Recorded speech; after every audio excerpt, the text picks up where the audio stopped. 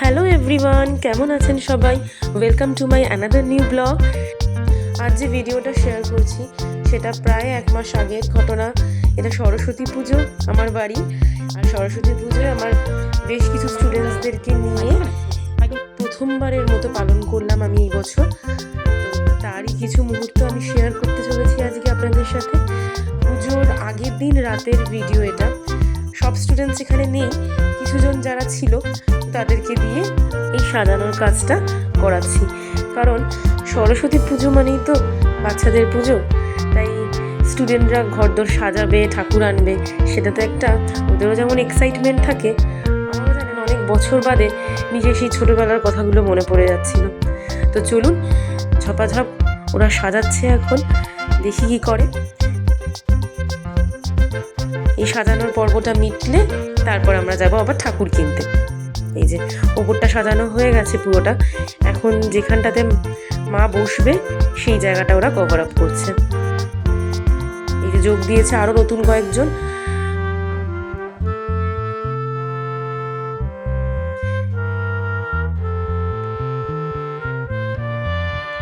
আমরা এখন চলে এসেছি সরস্বতী ঠাকুর কিনতে। সবাই হই হই করে সব ডিসাইড করতে পারছে না, এত ঠাকুর দেখে যে কোনটা ছেড়ে কোনটা নেবে। কেউ বলছে এইটা নি, কেউ বলছে ওইটা নি। বেশ কিছুক্ষণ টাইম লাগলো আমাদের বেশ কয়েকটা ঠাকুর দেখে। সত্যি এই ঠাকুরটা আমরা বাছলাম। ঠাকুরের মুখটা এখনো ঢাকা, সেই নিয়মটাই আছে এখনো। কালকে সকালবেলা সরস্বতী পুজোর দিনে সকালে ঠাকুরের মুখটা খোলা হবে। এখন লাস্ট মিনিট ফিনিশিং চলছে, এই দুজন থেকে গেছে, এই যে আমার বর, ওদেরকে একটু হেল্প করে দিচ্ছে। আর এই দুজন এরা খুব সুন্দর আঁকতে পারে, তাই এই দুই বোনকে রেখেছি আলপনার দায়িত্বে। এটা পরের দিন মানে সরস্বতী পুজোর সকাল, ঝকঝকে একটা দিন। সবাই সকাল সকাল স্নান করে সাজুগুজু করে চলে এসছে, যদিও এখনো অনেকে আসতে বাকি। এখন আমি মালাটা রেডি করে দিচ্ছি। ওরা মোটামুটি সবাই অনেক মালা এনেছে, কিন্তু ঠাকুরের সাইজটা যেহেতু খুব ছোট, তাই আমাকে একটু জিনিসটা ঠিক করে দিতে হচ্ছে মালাগুলোকে। আর ওরা এক এক করে মালাগুলো পরাচ্ছে। ঠাকুর সাজানোর দায়িত্ব ওদের হাতে দিয়ে চলুন আমরা একটু রান্নাঘর থেকে উঁকি মেরে দেখি। তো এসেই মা রান্নাঘরে ঢুকে গেছে, আগেই দায়িত্ব নিয়েছে ঠাকুরের ভোগটা রান্না করার। এখন বানাচ্ছে লুচি, এখন লেচি কাটছে, এবার বেলবে, বেলে তারপর লুচিটা ভাজবে। তো আলুর দমটা করে ফেলেছে অলরেডি। এগুলো সবই নিরামিষ রান্না হচ্ছে ঠাকুরের জন্য। এবার সরস্বতী পুজোটা আমার বাড়িতে যেহেতু প্রথমবার ছিল, তাই আমার সমস্ত স্টুডেন্টস, তারপরে আমার মা, এরা আমাকে অনেকটাই হেল্প করেছে এই পুজোটাকে সুষ্ঠুভাবে করার জন্য। এখন আমরা ঠাকুরের সামনে আছি, এখানে একটু দেখিয়ে দিই কী কী আছে। এখানে মোমবাতি, ফুল, ফল, তারপরে নৈবেদ্য আর কিছু ধূপ জ্বালিয়ে রেখেছি। শুধু এখন ঠাকুর মশাই আসা বাকি। আর এই কজন ঘরে এখন টিভির মধ্যে ডুবে রয়েছে। এবার এই বারান্দাটায় এলাম, এরা দুজন এখানে বসে গল্প করছে। কি অদ্ভুত ব্যাপার দেখুন, এরা দুই বোনেই একই রঙের একই রকমের শাড়ি পরে এসছে। দুটো শাড়ি নাকি এদের মাই পরিয়ে দিয়েছে এদের শাড়িগুলো। আর আজ সরস্বতী পুজোয় আমার বাড়িতে তিনজন হলুদ শাড়ি পরে এসছে, পুরো বসন্তের মেলা বলতে পারেন। তার মধ্যে তৃতীয়জন হচ্ছে আমার মা। তো এখনও বাইরে পুজোর ঘরটা ফাঁকাই আছে, কারণ সবাই যেহেতু ঘরে বসে। এখানে শুধু সোফায় বসে আছে আমার দাদা। এর মধ্যে পড়া গেছে একটা মহা মুশকিলে। নতুন থালার মাঝখানে যে স্টিকারগুলো থাকে সেটা থেকে আবার লুচিতে নাকি রং লেগে গেছে। তো আবার মাকে ওই লুচিগুলো কেটে কেটে বাদ দিতে হচ্ছে।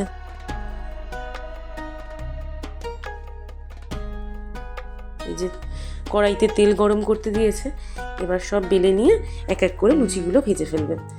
এইটা হচ্ছে দরজার বাইরে, কালকে রাতে যেটা ওরা সাজাচ্ছিল। বাইরেটা থেকে কি অপূর্ব সুন্দর লাগছে দেখুন।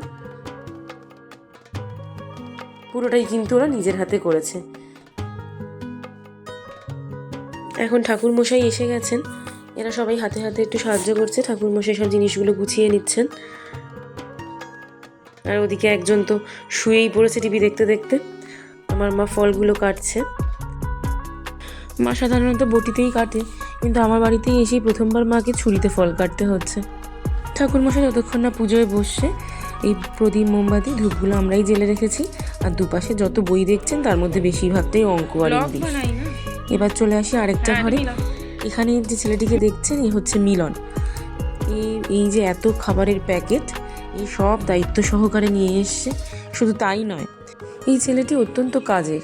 পুরোহিতটার আনারও ব্যবস্থা এই করেছে। বলছে কোনো চিন্তা নেই, পুরোহিত সঠিক সময় এসে হাজির হবে।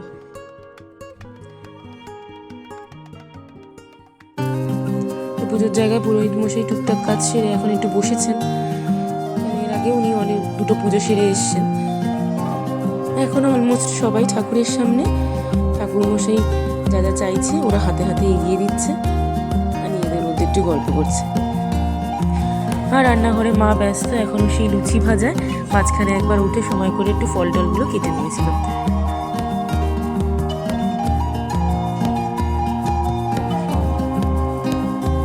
আর এরা কেউ এখনো প্রদীপে তেল দিচ্ছে, কেউ আবার সলতে বানাচ্ছে।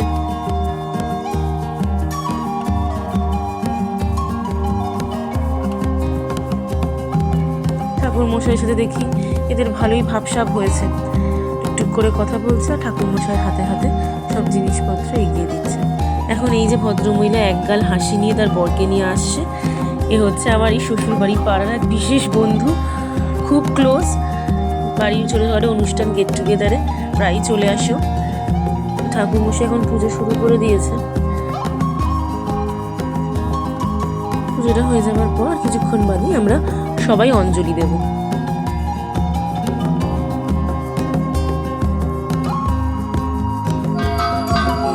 এবার আমরা সবাই গোল করে বসে পড়েছি। জায়গাটা একটু স্পেস ক্রাঞ্চ হচ্ছিল কারণ এই সোফাটার জন্য, তাই কিছুজনকে সোফাই তুলে দিয়েছি। তো চলুন এখন সবাই পুজো দেখছে, ঠাকুরের আরতি হচ্ছে, অঞ্জলি দেওয়া হয়ে গেছে। এই আরতিটা হবার পরে সবার খাওয়া দাওয়ার ব্যবস্থা করব।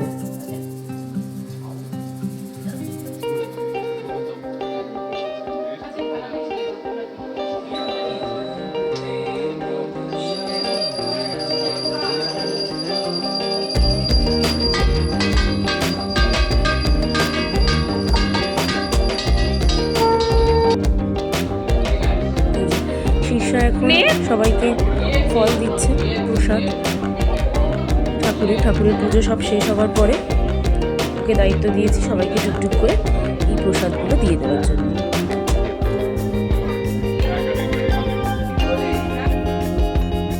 এখন অনেক নতুন মুখ দেখতে পাচ্ছেন আপনারা। এরা অনেকটাই দেরিতে এসেছিল পুজোর সময়, তাই আর থাকতে পারিনি।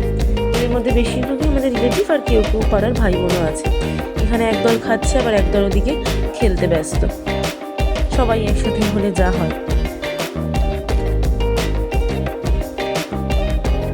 যাই হোক, খাবার দাবার বিষয়ে ফিডব্যাক যা পেলাম, খাবারে খুব বেশি ঝাল ছিল না।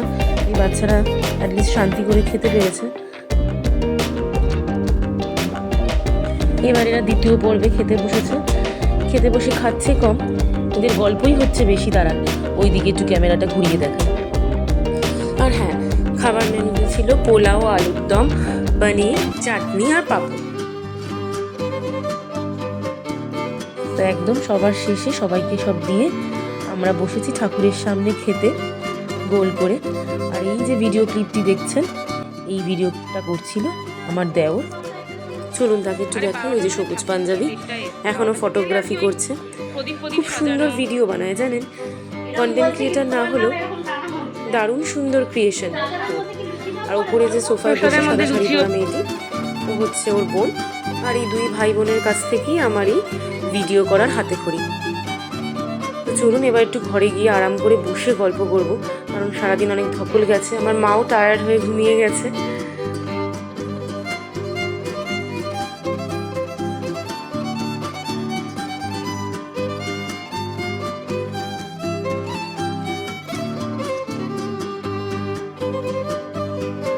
এখানে যে কটা মুখ দেখা যাচ্ছে এরা মোটামুটি কমন মুখ আর কি আমার বাড়ির প্রত্যেকটা অনুষ্ঠানের।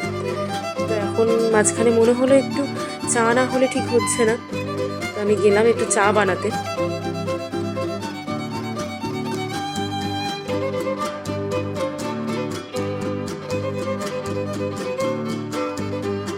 আজকে সরস্বতী পুজোর ব্লগটা আমি এখানেই শেষ করছি। ভিডিওটি কেমন লাগলো অবশ্যই জানাবেন। আর ভিডিওটি ভালো লাগলে লাইক, শেয়ার, কমেন্ট করতে ভুলবেন না। চ্যানেলে নতুন হলে চ্যানেলটি সাবস্ক্রাইব করে দেবেন। দেখা হচ্ছে আবার পরবর্তী ব্লগে। ভিডিও আসার সঙ্গে সঙ্গে নোটিফিকেশান পেতে অবশ্যই বেল আইকনটি প্রেস করবেন,